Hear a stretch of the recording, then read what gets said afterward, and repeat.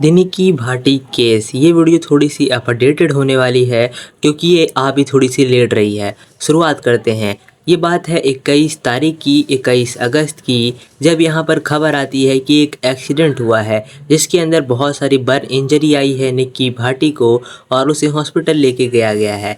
और वहाँ पर जब हॉस्पिटल वालों ने उनसे स्टेटमेंट ली तो कहा गया कि सिलेंडर के ब्लास्ट होने से ये एक एक्सीडेंटल बर्न है। लेकिन इसके बाद एक बहुत ही अजीब सा मोड़ आता है इस घटना के अंदर। बात करें उस घटना की तो उसके बाद रेफ़र कर दिया गया था हॉस्पिटल के द्वारा किसी और बड़े हॉस्पिटल में ताकि एक अच्छा इलाज मिल सके निकी भाटी को। लेकिन अनफॉर्चुनेटली उसके बाद भी उनको बचाया नहीं जा सका और उसके अंत में यहाँ पर एक लफड़ा हो गया और ये लफड़ा था पुलिस केस। यहाँ पर उनकी बहन ने ही यहाँ पर एक केस दर्ज कराया डाउरी के ऊपर कि घर वाले वहाँ पर डाउरी की मांग करते थे और यहाँ पर जो निकी भाटी थी वो यहाँ पर एक्सीडेंटली यहाँ पर कुछ भी नहीं हुआ है, इसके पीछे कुछ ना कुछ ज़रूर कारण है। अब बताया जा रहा है कि ये जो लड़की है उसकी बहन ये भी सेम टू सेम ससुराल के अंदर है, मतलब दोनों बहनों का जो शादी हुआ था वो एक ही जगह पर हुआ था। अब यहाँ पर हम लोग कुछ लांछन बताते हैं कि एक्चुअली में यहाँ पर केस के अंदर था क्या।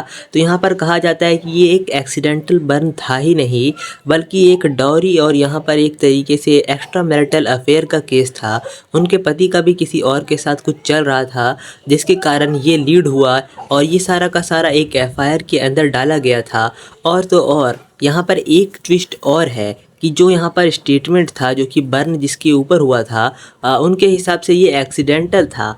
अब बहुत लोग यहाँ पर बोल रहे हैं कि ये जो स्टेटमेंट है ये बहुत आसानी से फॉर्ज किया जा सकता है, मतलब फेक किया जा सकता है और तब तो बहुत ज़्यादा प्रेशर बनाया भी जा सकता है जब एक आदमी बहुत ही ख़राब हालत में हो। मतलब बर्न के बाद आदमी का हालत बहुत ही ज़्यादा ख़राब होता है, वो बहुत ही ज़्यादा एकदम ऐसे स्थिति पे होता है कि वो कुछ कर ही नहीं सकता।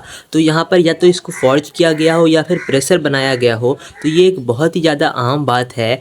और यहाँ पर एक और एंगल निकल के आ रहा है, सोशल मीडिया का एंगल।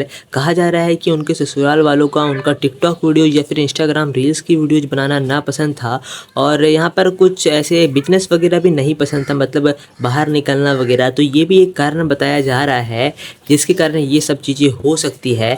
अब केस दर्ज होने के बाद हुआ ये कि उनके जो पति थे वो फ़रार निकल गए और उनके पीछे पुलिस पड़ गई थी और हमेशा की तरह पुलिस यहाँ पर उनको पकड़ लेती है। ये एक हल्का फल्का एनकाउंटर होता है जिसके बाद उनको पकड़ा जाता है। उन्हें थोड़ी बहुत गोली भी लगी थी क्योंकि वो भागने की कोशिश कर रहे थे। और ये सब होने के बाद अभी ये केस चल ही रहा है, इसके ऊपर ज़्यादा अपडेट आ नहीं रही है। लेकिन अभी लेटेस्ट अपडेट्स के अकॉर्डिंग हम लोग अगर देखें तो लेटेस्ट अपडेट में कहा जा रहा है कि जब ये सारा कांड हो रहा था तब उनके पति घर के अंदर थे ही नहीं, घर के बाहर थे।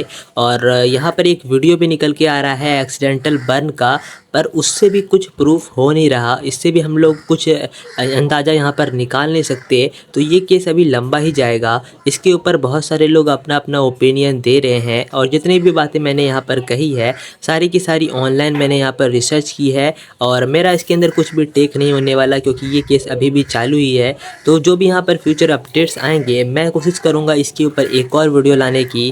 तब तक के लिए गुड बाय। और तुम लोग सब्सक्राइब कर सकते हो ऐसे ही क्राइम डॉक्यूमेंट्रीज़ के लिए।